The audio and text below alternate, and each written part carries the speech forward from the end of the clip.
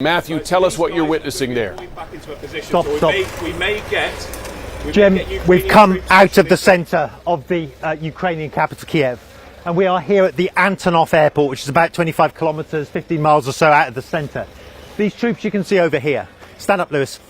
These troops you can see over here, they are Russian airborne forces. They have taken this airport. They've allowed us to come in and be with them as they defend the perimeter of this air base here, where helicopter-borne troops, these troops, were landed in the early hours of this morning to take and to form an air bridge to allow for more troops to come in. You can see these are Russian forces. You can tell they're Russian. I've spoken to them already. You can tell they're Russian. They've got that orange and black band to identify them as Russian forces.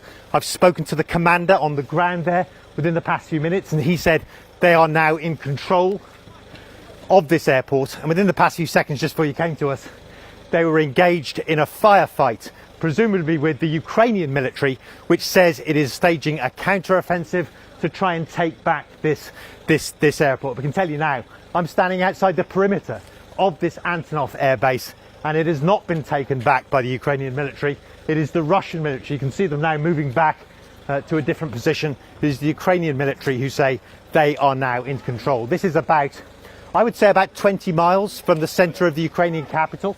And so it just shows us now for the first time just how close Russian forces have got towards the centre of the Ukrainian capital. It's not just, I was speaking to officials earlier, Ukrainian officials, and they're saying that the plan isn't just to surround the Ukrainian capital. They fear now that the plan is to take the capital, to decapitate the leadership of Ukraine, and to replace that leadership with a pro-Russian government. That's what Ukrainian officials are telling us now they think is the Russian plan. And I can tell you, it is a very tense situation. We're expecting to see Ukrainian military force. We didn't even know, frankly, we didn't even know that, you know, the Russian forces were going to be here. We assumed this was the Ukrainian forces. So I went up to speak to them saying, hey, we've come from Kyiv, you know, but it only emerged during the conversation that they're all Russians and there are no Ukrainian military forces in sight, although I can hear them because they've been shooting ferociously in the course of the past few minutes, and so we're sort of in the defensive position behind this wall here. You've got our car here with the crew here as well. You know, as the Russian airborne troops defend this position that they've taken on the outskirts of Kyiv. Jim.